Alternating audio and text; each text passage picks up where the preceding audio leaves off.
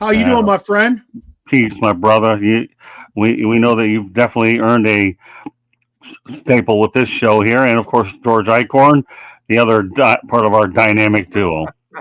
Oh, good to be on again, Scott. Thanks for having me.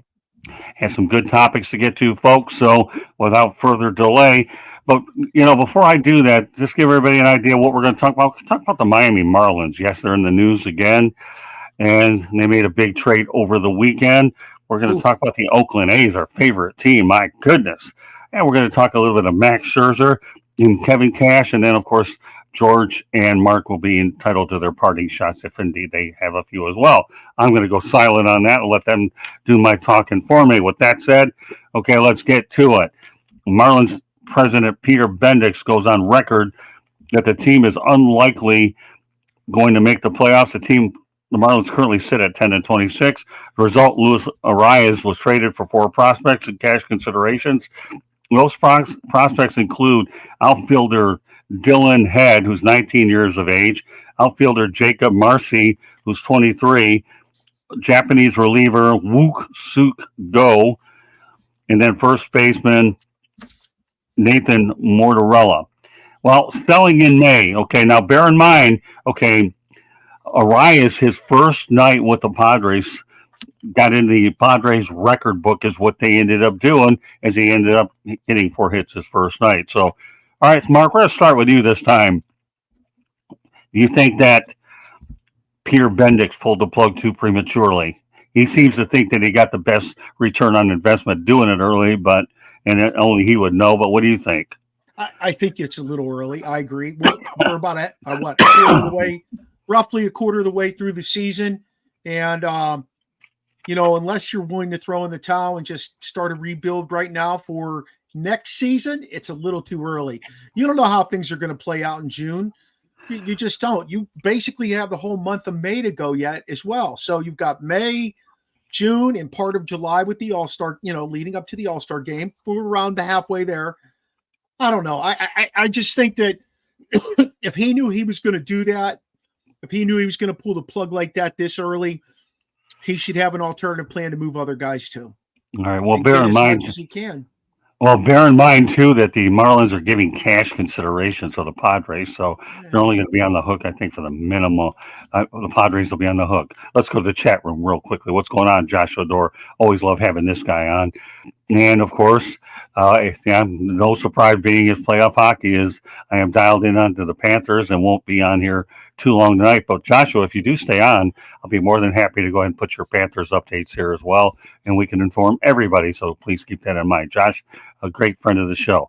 So, all right, George, your thoughts about the Marlins making the move right away? Well, I'm telling you guys, this is really, really sad situation. I mean, I know what they're trying to do. Obviously, they got to shake up the team. They're 14 and a half games out. Just a miserable start for the Marlins, and you're trying to shake the boot, rattle the locker room a little bit, show that you've got some more a punch coming your way. But these kids that they got, are darn good prospects. I mean, I think that they did get a lot in return. I don't know a lot about them, but I mean the fact that they were, some of the top 50 prospect in the top 50 of that they're getting in return. I think that's a good sign. The problem is again, when you're that far in the hole, when you got only 9 wins and you're 14 and a half or whatever out, it's such a long hill to climb. So it reeks of, I hate to say this, but waving the white flag. That being said, I mean, okay, so you're building for the future now. You're building for the future. These kids are not all ready to be on your roster right now. We know that.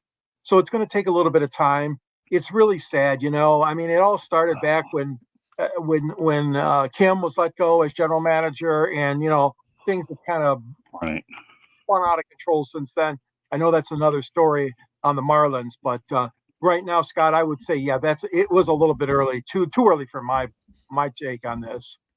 Yeah, you know what? I agree. I mean, there's a fine line about when you make the move. He just feels he could get more now, which I understand. But you're talking to a fan base which has been dealing with a lot of fire sales, especially after postseason baseball. Bear in mind, though, that Peter Bendix comes from the Tampa Bay Rays, and they're used to working along a small budget, so it's not like he's not familiar with a lower tier payroll is what he's doing. So, Yeah. so Bruce Sherman obviously brought him in, and as a result, in Peter Bendix we trust. The question is right now is how bad will it get, and how many more moves will come shortly thereafter is what I wonder about. If he made this move now, what's going to happen with some of the other players? That's another story. So, all right, let's go to the chat room again. All right, Candy. All right, Joshua Dorr, no score at the end, middle of the period, first period. Motors, yeah, that's me, Jimmy. Glad to have you on here. D Lowe's, there we go. What's going on? We're going on. Panthers check. There we go. Bring them all up there. These guys are dedicated, diehard Panthers fans, and obviously that's an important game for those folks in these parts. So you're talking about Peter Bendix, who obviously knows what small market baseball, and that's why Bruce Sherman brought him in here. Was they're trying to go out there and duplicate the Tampa Bay Rays model. All right. So question for the barber. What do you have tonight, Boston or Florida? Who are you going with? I'm going Florida. I think Boston got lucky against Toronto. They had that offsides, the icing that they did not call. That resulted in the game changing the difference in that game. Plus, I think Florida's been playing much better hockey than Boston. Oh. I think the way Boston struggled against Toronto was just amazing. I like Toronto, but I think they got to blow that whole thing up in Toronto. I'm going Florida. I would not be shocked if Florida did this in 6. Yeah, I mean, as far as I'm concerned with the Panthers, they'll go as far as Sergei Bobrovsky takes them. You have a hot goaltender in the playoffs. You know what that really means. Yep. It means you're going deep into the playoffs for sure. So now Jimmy W says Jesse Silver loves Boston cream donuts. Okay, well, we'll see whether or not the Panthers do the Boston Massacre. I had to throw that analogy out there. So really, to summarize the whole thing, I think we all do agree that they were premature. Now the question is will Bendix make another move right away pretty soon if he feels he's got an offer that he can't refuse? And if he does, it'll be a long summer in Miami, that's for sure. But there's always an alternative in town. You can go to Inter Miami and watch Messi. Hey, look, in my opinion, if he's going to start doing it on May 6th or May 5th or whenever yesterday, I can't remember. Was it Saturday? If he's going to do that now, he needs to dangle whoever he can out there to get it, whatever he can out of those guys. That's the bottom line. I mean, why hang on to him? Because you're not going anywhere. You know that you've already made the commitment to kind of packing the season in, as I said earlier. Make the commitment for the rebuild. Get what you can, the maximum out of these guys. Well, I think the one thing that we can't lose sight of in this particular situation is this, okay? We're going to find out how good the Miami Marlins farm system really is. Whether these guys can make immediate contributions, which one's going to make the club right away, I don't know. We'll find that out. There's other episodes that we're going to talk about it anyways. But we're going to find out what you have over in Jacksonville. We're going to find out what you have out in Pensacola. So, and that's the biggest thing right there. And if you have some prospects that are ready, that's one thing. Now, bear in mind, as I segue to the next topic, okay, we're going to talk about the Oakland A's. And one of the prospects that the Marlins dealt was a guy by the name of J.J. Bleday. I bring him up because now we're going to talk about our favorite team, the Oakland A's. In 2023, they started off 17-50. In 2024, guess what? They're 17-17. How quickly things have changed. So with that said, George, let's talk about Oakland. Are you surprised that they've been able to improve drastically like this? Yeah, I am, Scott. I didn't foresee this coming. And the reason why is because, like you said, all the unsettled business they had there looming over them, such as the stadium situation and the lack of movement on getting a new stadium out in Oakland. And then, of course, the decision to move to Sacramento, I believe it is, right, for future seasons. So here they're sitting 17-18. They're only 2.5 games out behind Seattle in what so far looks like a very weak division, the AL West. But again, it's so early. It's way early. But again, they're in contention. They're 2.5 out. I would have never thought it. But you know what? What that shows me is that this team and the management is still taking seriously the product on the field. And that's the important thing. You can't get to play. If you're a player or if you're a manager or coaches, you can't get wrapped up in all of the empty seats. You can't get wrapped up in all the negativity coming out of the newspapers or the radio or TV in Oakland. You just have to go out there and play your game. And I'm glad that the A's are doing that. I mean, it's still very early, but the fact that they're hovering near 500, I think is good. And there's a future for baseball. Maybe not, obviously not in Oakland. We already know that. But at least the team is putting on a competitive show. I like that. That's what I like about it, Barber and Scott. Okay, well, all right, Mark, pick it up. The Pittsburgh Pirates visited the A's last week, and they swept them. And they didn't just sweep them, my friends. They swept them handedly. Like, they played really good baseball. Now, the Pirates couldn't hit the ball, don't get me wrong, but they played really good, sound baseball. It was a very impressive sweep to me.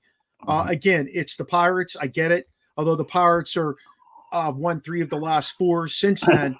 But I think Oakland needs to stay the course. They always seem to find some golden gems in that organization, and they push themselves to the brink of getting to where they need to be. And then all of a sudden they're fire selling to restock the cupboard for whatever reason.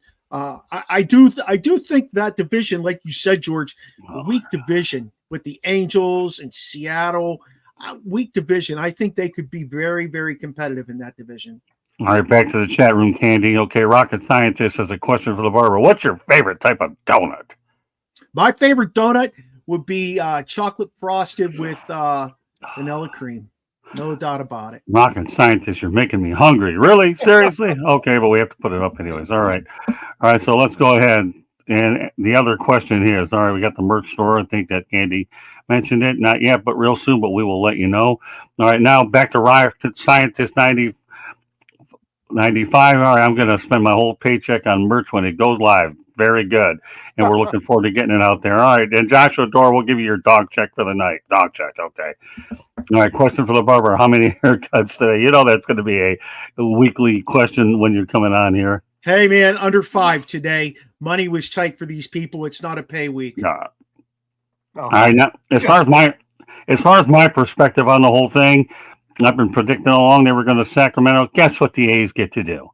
They don't have to worry about where they're going. They can finally relax and play baseball. My goodness. Excellent point. Point. All they have to do is just sit back and play baseball. They don't have to worry about where they're going. They don't have to worry about this stuff about playing in Oakland to near empty stadiums. Now they can just draw whatever crowds are. I think they have 12,000 for the Marlins game the other day in the final game of the series, which Miami did win 12-3.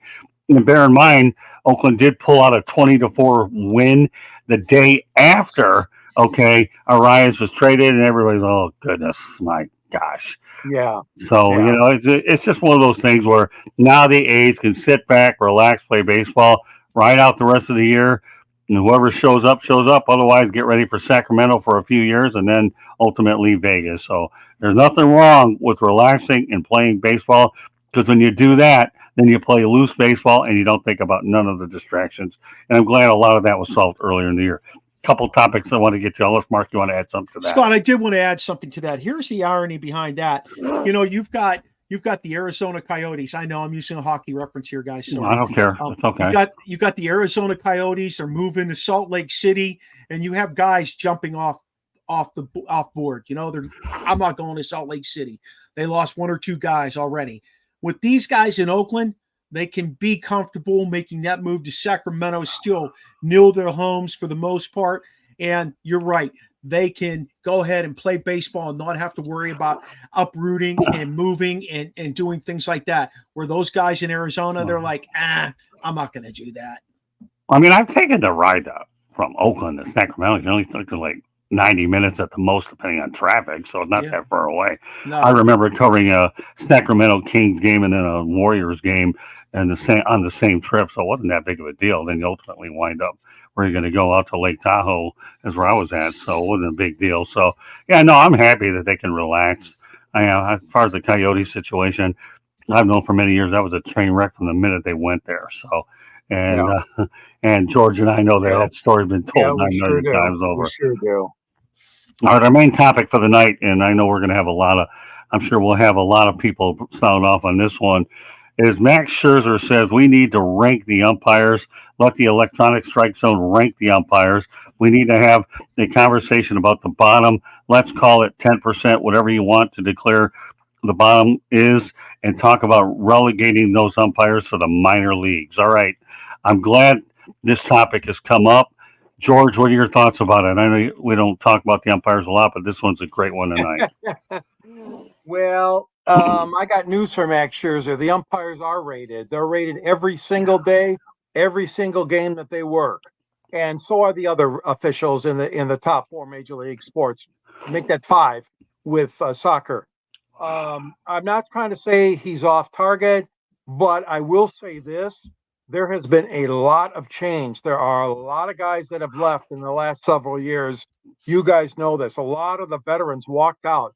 And I don't know what they're fed up with, but I'm sure they're fed up with the possibility of maybe more ratings and rankings and getting out of the sport when they still got a chance. I don't know the reason why, but they have lost so many good names, good guys, crew chiefs over the last few years.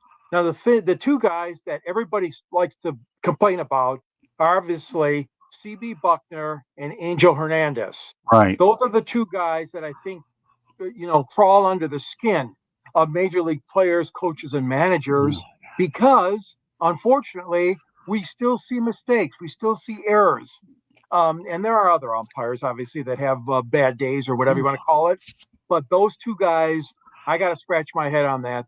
Both those guys, of course, we all know Angel Hernandez sued Major League Baseball. He did not win that lawsuit, but they did keep him on as an employee, and he's back again for this year.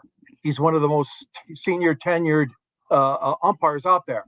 All I'm saying is this: if the guy is consistently bad, which has been shown over a number of years, and I'm sorry, Angel, you and CB are in that category in my mind, then I think you should be relegated to the minor leagues or just retired from baseball umpiring. Okay, Mark. So in soccer in Europe, you start out at one level and you have to earn your way up. And if you don't maintain, you drop back down.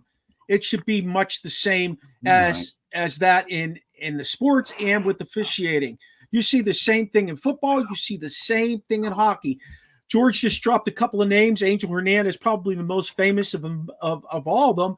I have no pity saying he's a horrible baseball umpire. He is. We all see it. It's black and white. But because we know that, he should have to go backwards and revise his game before he gets the opportunity to move forward. How many guys you think are in the minor leagues that have been there for years and do an outstanding job, but there's no room to move to get to where they want to get? It's just it's unfair and it's uncalled for. I also believe those guys should be fined when they blow calls that are significant to the game. Well, there's one. You have instant replay. I was going to say, you have instant replay now. And when you blow a call and you have instant replay to use to fix whatever you blew, that's really bad. There you go. No, that's an excellent point. All right, you know what? I enjoy the chat room so much, so I'm going to go back to how the dog here. All right, how much are you charging for a kid's cut? Why do you plan to take a ride up to Maryland and go ahead and get one from them? It'll cost you more in gas than it will be for the cut, but how much you charge anyways? $8 for kids. There you go. All right, let's see. Very reasonable. Yeah, there you go. So there you go, dog. If you want to spend $8 for a haircut and a ton for gas, go ahead. Mark will be more than happy to cut your hair. High Stick Panthers, no good. Kosher nuggets. All right, there you go. A little bit of that. All right. Here's a word that we need to really emphasize on is accountability. Accountability. Number one, umpires should be sent to the minor leagues if they're underperforming. I'm totally with Max all the way around. But I think you do have to have accountability. And in my opinion, if electronic strike zones are going to do it, so be it. I think Major League Baseball is worth to implement so many different rule changes anyways. At some point, they're going to get around to this particular change. But the one thing that has to be understood about what's going on with this, it's the last thing you want are umpires becoming the show for themselves. For example, when Aaron Boone got thrown out of the game because a fan went ahead and spoke, give me a break, umpires. It's your job, okay, to umpire the game and not steal the headlines. Remember that, okay? And that's how I've always looked at it. So, yeah, electronics, anything that holds the umpires' accountability, demoting them to the minor leagues, I'm all for it. And Max, to me, you're right on point. All right, Joshua, what do you got there? One question only. All right, I want to hear it. All right, what is it, Joshua? All right, here we are waiting for it. No. All right, one question. All right, fastest chat room. Yeah, we're going pretty fast. This show's moving. Has a lot of good pace to it. It's like pace of the game in baseball, right? We don't have a shot clock, or a pitch clock here. We're just rolling along real well. Joshua, when you come up with that question, let me know. Meanwhile, Candy Emily can come on there and give everybody an opportunity about what we're about here. Go ahead, Candy. Good evening, everybody, and welcome to 108 Stitches Baseball Talk, which comes on Monday nights. Tuesday night is Inside the Pigskin. Wednesday nights, Sports Exchange and Motor City Mad Mouse Show. Watch for details. Thursday night is Pundit's Pundit and Fire Up. You can catch us on wherever you get your podcasts, Apple, Google, Spotify, wherever, iHeartRadio, you name it, we're there. Go to our website, www.southfloridatribune.com. You can read all our latest updates. You can read stories that Scott's wrote, George's wrote, Smoking Jeremy B. You can find all of our videos. You can find, if you go to our YouTube channel and you subscribe or you just want to go look, we even have the coach from Inter Miami from this past weekend's game in his press conference. And yes, the whole thing is in Spanish. So if you know Espanol, you'll be able to understand it. But if you'd like to advertise or sponsor a show, call Scott, 954-304-4941. Scott actually wrote a book. It is called Lessons from the Microphone, Tuning into the Enduring Wisdom of Visionary Leaders. It is available on Google, Apple. It is available on Amazon, Kindle, or oh my goodness, why can't I think? Scott? Yeah, Barnes and Noble, Google, Apple. And George wrote a book too. His book is Detroit Sports Broadcaster, and that's available on Amazon as well. But back to the show. Okay, well, Joshua, when is hockey? Well, I like to keep a lot of those topics on Wednesday night on the Sports Exchange. That's your first question. When am I going to do a badminton show? I'll tell you what. Okay, here's the deal, Joshua. When you're ready to host a badminton show, okay? There you go. If you want to host a badminton show and you're good enough to go ahead and do it, I'm open, especially to my loyal people. When are we going to do? You're going to be the host. You're not going to be the guy who just fits in. You got to do it. Okay. Question. So, all right. Question for Scott: are you going to get into sports gambling? No, I don't get into that. You made $110. Well, more power to you, rocket scientist. I don't spend that kind of money. And Joshua Dorr, well, you know what? He made $370. If you're going to drive those cars, what do they call those vehicles that are you self-drive? Oh gosh, yeah, self-driving vehicles. Yeah, then I guess he can afford $300. He can earn $370. Of course, he won't spend much on gas because I think they're electrically powered. So, but he says, tell you what, rocket scientists giving you an idea. I think the barber should write a kid's book about sports. You know what? I'm sure the barbers probably contemplated that idea. Then again, everybody in this industry has always contemplated the idea of writing books. Two things. I don't know if you know this, but I'm a teacher. That's my full-time gig. That's how I make my money. So me writing a kid's book would be very easy to do because I deal with kids all the time. The second thing, I'd like to take one small step back and go back to the umpires. Did you know that those guys, as of 2022, made anywhere between $235,000 and $340,000 doing their job?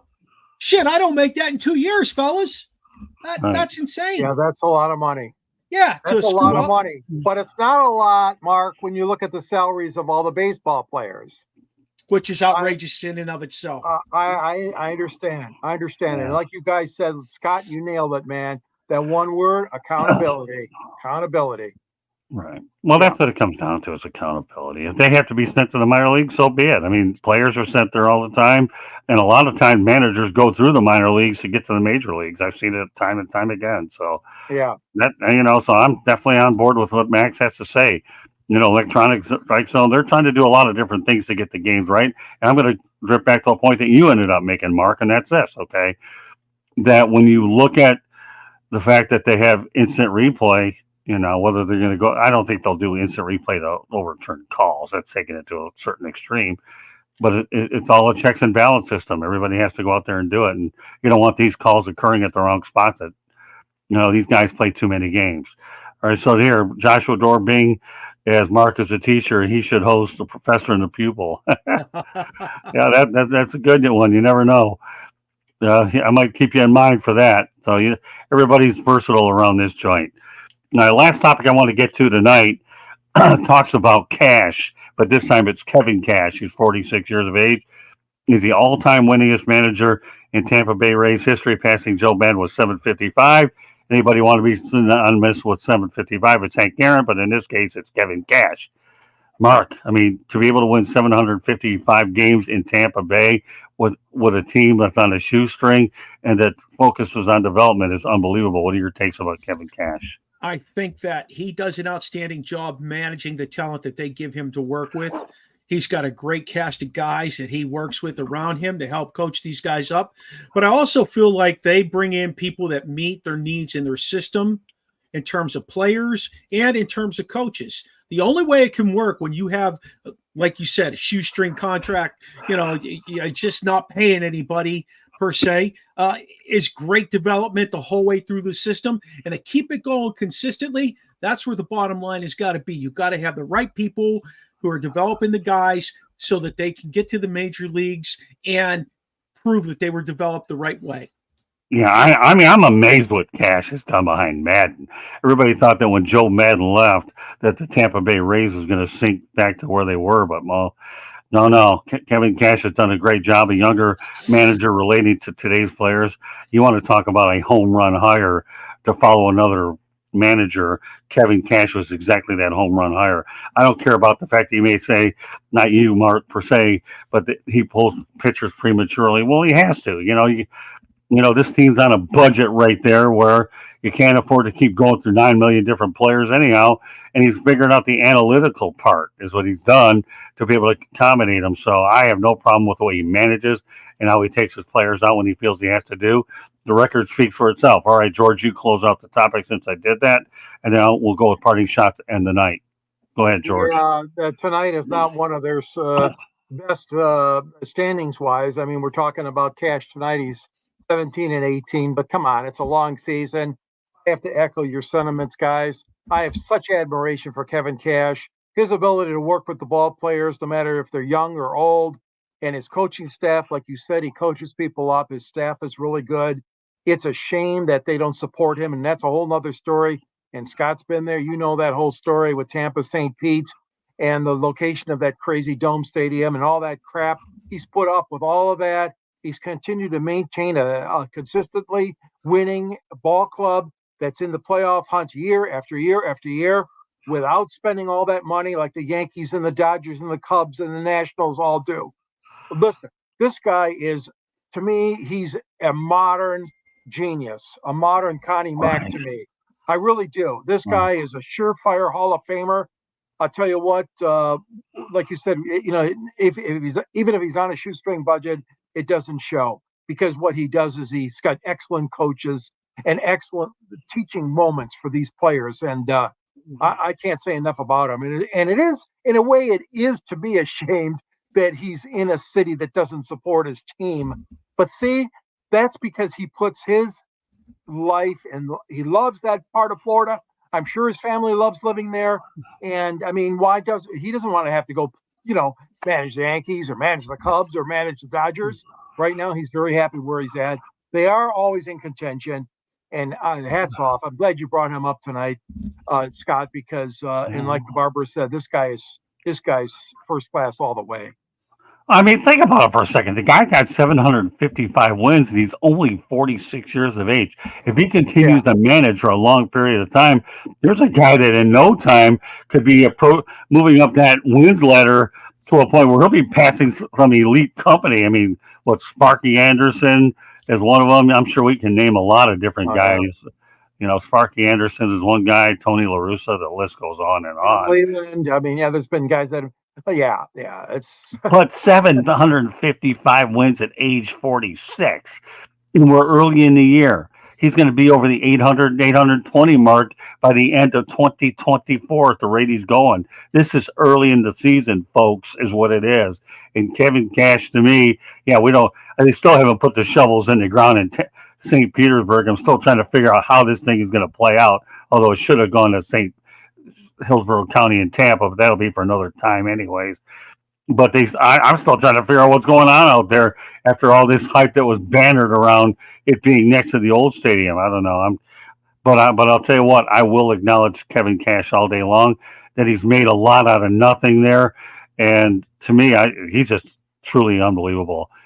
You know, and yes, we know he could have certainly had fared a lot better in larger markets, but you're right. He's happy in Florida. Why not? It's a beautiful state to live in. There's no state income tax here.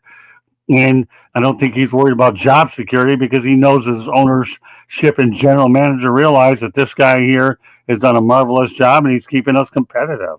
Absolutely. Yeah. And he did take his team to a World Series, albeit they fell short, but it's not the point. They still took them there. All right. This is the point of the show where everybody gets parting shots. George Eichhorn, lead off. Well, I'm going to do a parting shot, but it's not going to be a very pleasant one. You know, the Tigers are in contention. Okay, they were 18-13. Then they went into that place called the Bronx, and they could not score any runs, and they lost 3 straight. Tonight, they couldn't score any runs, and Cleveland beat them. First game of that series. So the Detroit Tigers, as much as the pitching has been very, very good, both the starters and the bullpen, if they do not pick up their hitting, this is going to be a long season. I know everybody wants to be optimistic in Detroit, but you got guys like Spencer Torkelson and Colt Keith and Parker Meadows and Baez. These guys, they're not hitting worth a darn right now, and this has to pick up. You talk about a good manager. I got a lot of respect, guys, for A.J. Hinch, but something's got to be done. You can't blame it on the cold weather. You know, these players were hitting the ball pretty good in Lakeland. They had a very nice season, exhibition season, Grapefruit League season. And I know those are just pretend games, but still, they were bad and they were hitting really well, these guys. Then they come into the opening part of the season, and they did very, very well. But now all of a sudden, these guys, these young guys, they need time. They need more coaching. You must still coach these fellas because they got potential. Doesn't necessarily translate into a 250 and above average because we certainly are not seeing that in Detroit. So I guess what I'm saying is you can't have it both ways. I mean, either the fans are going to accept the fact that they have a young roster, or the fans are going to say, I'm not going. I'm not going to pay to go see them if they can't score runs and drive runs in. Something's got to give, but Tiger fans are still hoping for the best. That's my 2 cents, Scott. Okay, well, you know, I'll add a little something to that, and then I want to go to Candy Evelyn's comment. I'm still waiting for a bat that I can fear in the middle of that lineup. I don't fear anybody right now. Right. Everybody had Miguel Cabrera for a while, and then you had a bunch of other guys back in the day. You had Prince Fielder, and then you had Maglio. There's nobody that I can fear. All right, let's go to Candy Evelyn's comment. Besides pitchers in the DL, who else can Miami trade? I don't know. That's a good question. That's a question that Peter Bendix will probably be more than happy to answer for you. So, but I don't fear anybody in that Tigers lineup. I really don't. The Tigers came out of the gate as a team that was heavily favored to do some good things. Still a long year. Let's just hope they don't get into a prolonged losing streak, which would knock them right out and force them to rethink otherwise. But I don't fear anybody in that lineup. All right, Mark, close it out. I do want to tell you, though, George, those City Connect uniforms that they got, those kick butt. Those are pretty nice. I will say that for your Tigers. I'm going to make an early season prediction on what I think the World Series is going to be. This is what I think. I think it's going to be Philly and Baltimore. Interesting. I think it's going to be Philly and Baltimore. There's a lot of depth in Baltimore. Still in the minor leagues, can come up and help as needed. I mean, look at Jackson Holiday. He floundered. He's not going to come back up anytime soon. But they have so many other guys that are young that they can bring up. And Philadelphia went out and spent a boatload of money on guys, and they're just getting the production out of them. Wheeler had 11 strikeouts. Harper had another home run today, and they're getting production. I know it's early. We keep saying that. I get it. But I could see these teams riding the wave, and at the end of the day, I think that would be a really good World Series.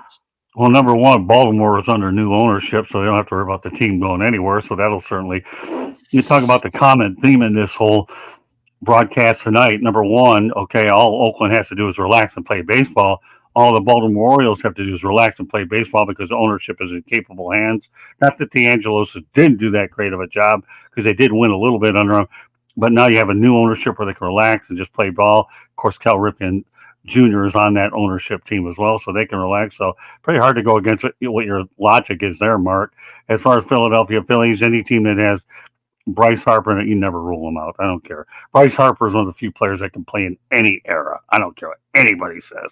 Any era. He could have played in 40s, 50s, 60s, 70s, 80s, 90s, the way he runs in the walls, the way he connects the ball, and his passion for the game. I wouldn't be too embarrassed with that prediction. I don't know if I'd go there yet. It's a little early, but, you know. I agree. Dave Dombrowski's there as president of baseball ops. Right. Dave is a winner wherever he goes. I'm not going to dispute you, Mark, but don't kid yourself. The LA Angels are going to have a lot. I'm sorry, wrong team. LA Dodgers are going to have a lot to say about who comes out of the National League again, or are they going to fold again? We'll see. But I would say either Philly or LA. And I'm not going to argue with you against Baltimore. They had a wonderful year last year, and I know they'll follow up this year probably with just as many wins. Yeah. Well, you know, Rocket Scientist brings up an interesting point. The Houston Astros will be irrelevant because the Houston fan base did not appreciate Dusty Baker, but boy, I'll bet they wish they had him there now. Dusty Baker is more than a manager. What he is a stabilizing influence in the clubhouse. That's the one thing. And he got sick and tired of being questioned and all that. He wasn't having fun. He decided to get out of the game. He's with the Giants. So good point there, Rocket Scientist. Where's I love Dusty? Well, you know what, Rocket Scientist? I do love Dusty, but at least the one thing I say about Dusty, he does have a world championship ring, and he did get it with Houston, so more power to him. Great show tonight, obviously. We have an update here. No Panthers and the Bruins, no score at the end of the first period. So with that said, you know, no 108 Stitches baseball talk next week, as I'll be in Detroit. But we'll be back on a regular schedule 2 weeks from tonight. All right. With that said, George, why don't you let everybody know how they can get a hold of you? All right. You can find me on the South Florida Tribune. I write under the Motor City Tribune page. At the end of my column, there's a link there.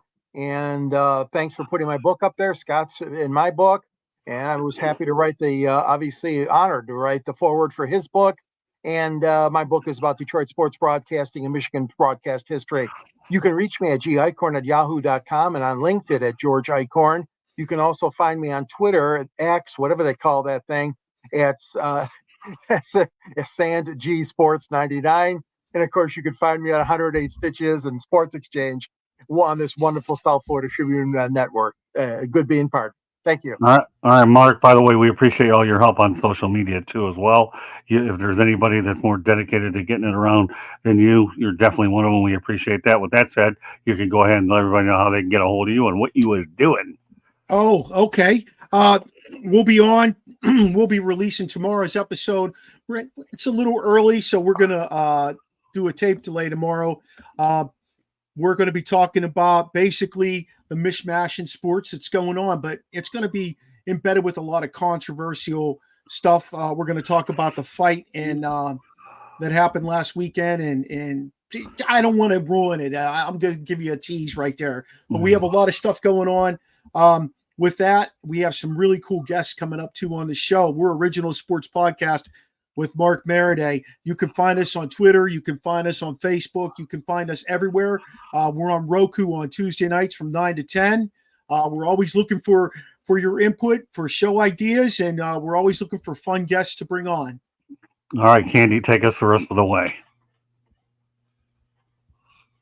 If you enjoyed this broadcast, You better subscribe to our YouTube channel. It's South Florida Tribune at YouTube.com. On the YouTube, you can watch Monday nights baseball, Tuesday nights Inside the Pigskin or football, Wednesday nights Sports Exchange. You never know what we're going to talk about. Josh, it could be badminton, it could be bowling, it could be NFL, it could be cornhole. You just never know. You got to stay tuned to find out. And Wednesday night's Motor City Mad Mouse show, which will be moving to a new network, and we will tell you when and all the details. Stay tuned for that. Thursday nights, Fire Up, as well as Pundit's Pundit. This week we're going to have a special guest, so make sure you tune in Thursday night. If you like to listen to podcasts, wherever you get your podcasts, you can listen to us. iHeartRadio, Google, Apple, Spotify, Spreaker, Castbox, Deezer, Geo7, you name it, we're there.